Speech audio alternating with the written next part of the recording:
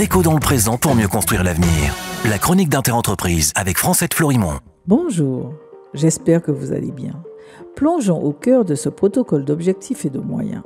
Je passe sur le préambule, je préfère le réserver pour la fin. Ce protocole d'objectifs et de moyens a donc 3 objectifs. Le premier, baisser les prix sur 6 000 produits alimentaires à court terme, disons dans les 3 mois, par la mise à zéro de l'octroi de mer et de la TVA. 2 décisions qui nécessitent des modifications législatives.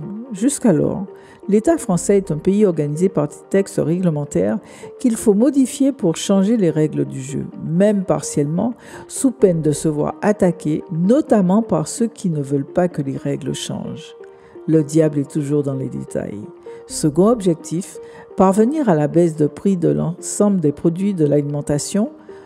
Nous pourrions dire à moyen terme, disons à 18 mois. Pourquoi ce terme ?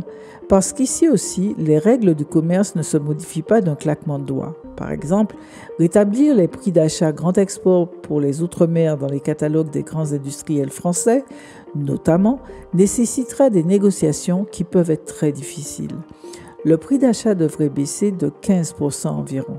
Ces retraits ont été effectués en catimini, voilà une quinzaine d'années, et ont permis aux industriels de gagner beaucoup d'argent. Toucher au grisbi n'est jamais aisé. Il en est de même pour la mise en place d'un dispositif de compensation, la continuité territoriale en quelque sorte, pour tout l'outre-mer comme pour la Corse. Ce dispositif devra être présenté à l'Assemblée nationale.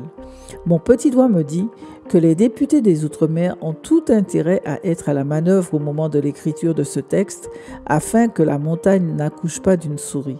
Et ce texte devra être voté par tous les députés de France et de Navarre.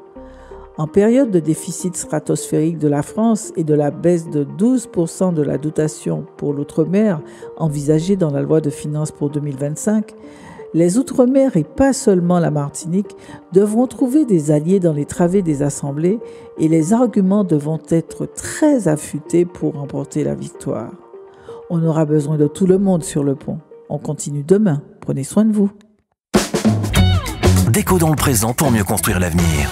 La chronique d'Interentreprise avec Francette Florimond.